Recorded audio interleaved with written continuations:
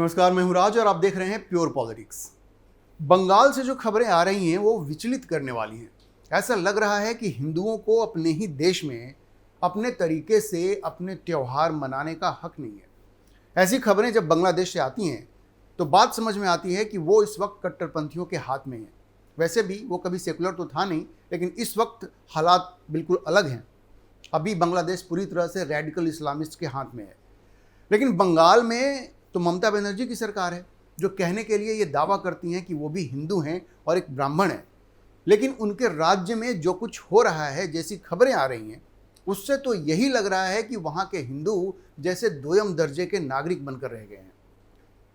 अभी 14 मार्च को जब सारी दुनिया में होली का त्यौहार हर्षोल्लास के साथ मनाया गया, बंगाल के नंदीग्राम में मूर्ति तोड़ने की घटना सामने आई है। अब आरोप यह है कि नंदीग्राम के कमालपुर में स्थानीय निवासी पिछले मंगलवार से ही पूजा अर्चना कर रहे थे। पूजा और राम कीर्तन चल रहा था, लेकिन कुछ लोगों ने श्री राम के नाम का जाप बर्दाश्त नहीं किया और वहां आकर तोड़फोड़ की और मूर्तियों को अपवित्र कर दिया। अब ये आरोप नंदीग्राम से भाजपा विधायक शुभेंदु अधिकारी, जो विधानसभा में प्रतिपक्ष के नेता भी हैं, उन्होंने लगाया और बाद में अमित मालवीय ने भी इस पर एक पोस्ट करके विस्तार से जानकारी दी है। आरोप ये भी लग रहे हैं कि ममता बनर्जी की पुलिस ने बंगाल के कुछ हिस्सों में होली समारोह पर प्रतिबंध लगाने का प्रयास किया, लेकिन बाद में उन्हें पीछे हटना पड़ा क्योंकि इसका भारी विरोध हुआ। इसी तरह से पश्चिम बंगाल के बीरभूम जिले के सैंथिया शहर में पत्थरबाजी की घटना की रिपोर्ट सामने आई, जिसके बाद कम से कम 5 ग्राम पंचायत वाले इलाकों में 17 मार्च तक इंटरनेट सेवाएं बंद कर दी गई। अधिकारियों के मुताबिक यह कदम अफवाहों और अवैध गतिविधियों को रोकने के लिए उठाया गया है। अब ये तो कहने के लिए ये सारी बातें, आप सोचिए कि स्थिति वहाँ गंभीर है, तभी ऐसे कदम उठाए गए हैं। इससे पहले 9 मार्च को भाजपा नेता दिलीप घोष ने आरोप लगाया कि पश्चिम बंगाल के बशीरहाट शहर के शंखचूड़ा बाजार में एक काली मंदिर पर तोड़फोड़ की गई और हिंदू देवी देवताओं की मूर्तियां तोड़ी गई। उनका दावा था कि मंदिर पर हमला तृणमूल कांग्रेस के एक नेता के नेतृत्व में हुआ था। सवाल यह है कि पश्चिम बंगाल में हो क्या रहा है। ये बात वैसे किसी से छुपी नहीं है कि ममता बनर्जी चुनाव जीतने के लिए मुस्लिमों के तुष्टीकरण में कोई कसर नहीं छोड़ रही हैं। वो उनकी हर जायज़ नाजायज़ मांग को मान लेती हैं। अब इसका परिणाम ये हुआ है कि वहाँ के मुसलमानों में ये संदेश गया है कि सरकार उनके रहमो करम पर चल रही है और वो अपनी मनमानी कर सकते हैं। अभी कुछ दिनों पहले असदुद्दीन ओवैसी की पार्टी AIMIM के बंगाल के जो प्रवक्ता हैं इमरान सोलंकी, उन्होंने धमकाने वाले अंदाज में कहा कि बंगाल में अब मुसलमानों की संख्या 40% से भी अधिक है और ये भी बताया कि ममता बनर्जी इसीलिए मुख्यमंत्री हैं क्योंकि 90% मुस्लिम उनके लिए वोट करते हैं। सोचिए, ये 40% आबादी होने का क्या दम्भ है, कितना बड़ा दम्भ इनमें दिख रहा है अभी। वैसे अगर 2011 के सेंसस को अगर हम लोग देखें तो मुसलमानों की आबादी बंगाल में 27% है, लेकिन सोलंकी का कहना है कि पिछले 13-14 साल में ये बढ़कर 40% हो गया है। सोचिए, ये उनका खुद का सेंसस है, लेकिन 10 साल में आबादी बढ़ी होगी, इससे इनकार भी नहीं किया जा सकता। लेकिन अगर ऐसा है तो फिर ये बहुत ही खतरे की बात है, क्योंकि इतिहास गवाह है कि जहाँ जहाँ भी इनकी आबादी 30% से ज़्यादा हो जाती है, वहाँ ये अपनी मनमानी शुरू कर देते हैं।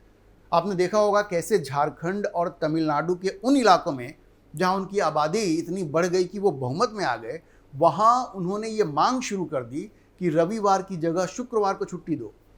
तमिलनाडु में तो यहाँ तक कहा कि अब उस इलाके में मंदिर में पूजा पाठ बंद कर दो क्योंकि ये हमें बर्दाश्त नहीं होता। अब सोचिए कि क्या बंगाल उसी दिशा में आगे जा रहा है।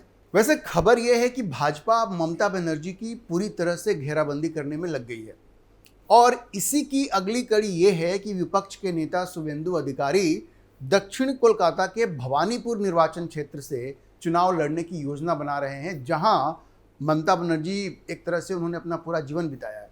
ये वही निर्वाचन क्षेत्र है जहां 2021 में ममता बनर्जी उपचुनाव में जीती थी, जब वो नंदीग्राम से शुभेंदु अधिकारी के खिलाफ चुनाव हार गई थी। उसके बाद वो वहीं से जीती थी।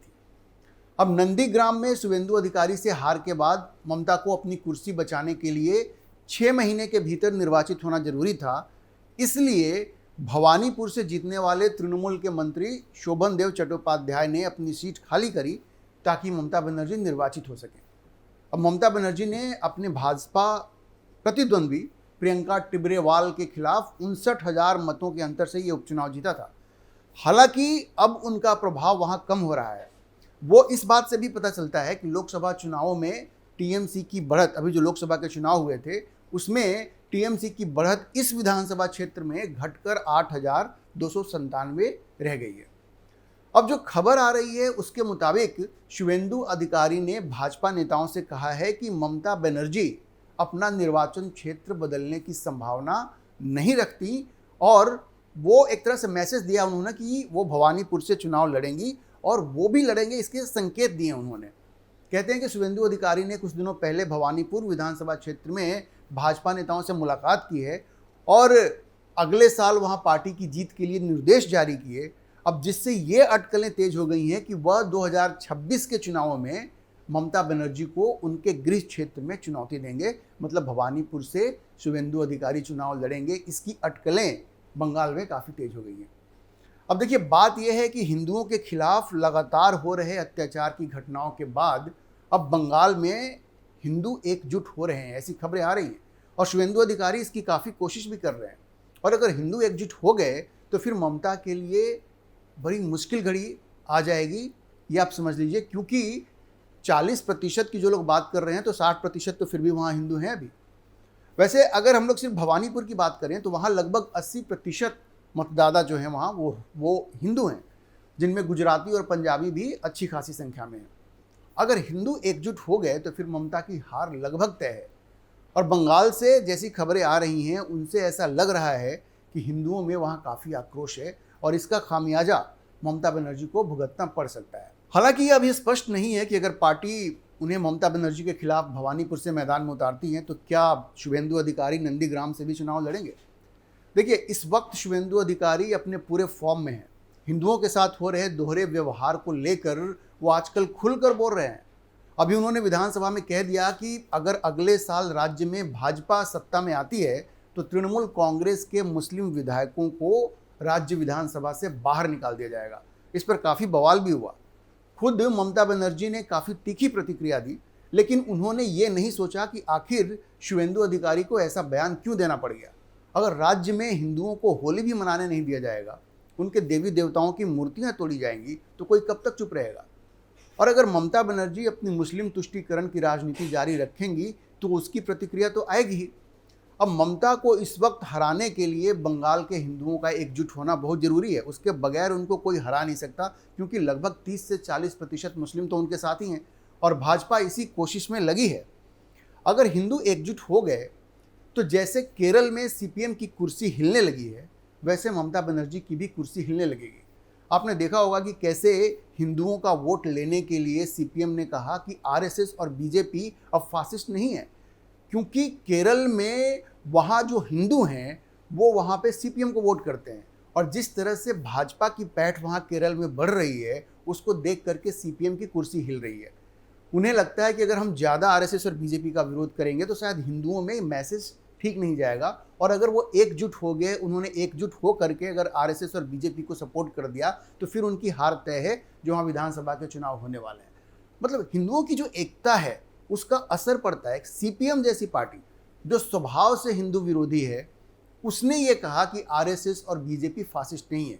तो आप समझिए हिंदुओं की जो एकता होती है उसका ये असर हो सकता है कि सीपीएम जैसी धुर हिंदू विरोधी पार्टी भी ये कहने को मजबूर हो जाती है कि आरएसएस और बीजेपी फासिस्ट नहीं है। तो इस तरह से अगर बंगाल में भी हिंदू एकजुट हो गए तो फिर या तो ममता बनर्जी अपना रास्ता बदलने पर मजबूर हो जाएंगी या फिर वहाँ के हिंदू उन्हें सत्ता से उखाड़ फेंकेंगे। तो भाजपा जो रणनीति बना रही है हिंदुओं को एकजुट करने का बंगाल में, वो अगर चल गया तो न सिर्फ ममता बनर्जी भवानीपुर से हारेंगी जहाँ 80% हिंदू हैं, बल्कि तृणमूल का भी सफाया पूरे बंगाल से हो जाएगा। क्योंकि जिस तरह की घटनाएं वहाँ हो रही हैं, हिंदुस्तान में अपने देश में जो चीज़ें हिंदुओं के साथ हो रही हैं उसको लेकर के वहाँ काफ़ी आक्रोश देखने को मिल रहा है और बंगाल में धीरे धीरे ये आक्रोश बढ़ता जा रहा है। और अगर भाजपा जिस तरह से उनको संगठित करने की कोशिश कर रही है, अगर ये चुनाव तक चलता रहा तो ये ममता बनर्जी के लिए बहुत भारी पड़ने वाला है। और अगर भवानीपुर में मुकाबला कड़ा हो गया। अगर शुभेंदु अधिकारी भवानीपुर से ही लड़ते हैं तो आपने देखा होगा जैसे दिल्ली में अरविंद केजरीवाल के सामने चुनौती, प्रवेश वर्मा ने इतनी कड़ी चुनौती पेश की कि अरविंद केजरीवाल अपने क्षेत्र में ही सिमट करके रह गए और फिर पार्टी भी हार गई दिल्ली। तो ये भी हो सकता है कि ममता बनर्जी को अपने विधानसभा क्षेत्र में ही फोकस करना पड़े, इतना ज़्यादा फोकस करना पड़े कि बाहर जाने का उनको मौका नहीं मिले, और ऐसे में तृणमूल कांग्रेस बंगाल हार सकती है अगर वहाँ के हिंदू एकजुट हो गए तो। अभी के लिए इतना ही। अगर आपको ये वीडियो पसंद आया हो तो आप इसे लाइक करें, शेयर करें और चैनल को सब्सक्राइब करना ना भूलें।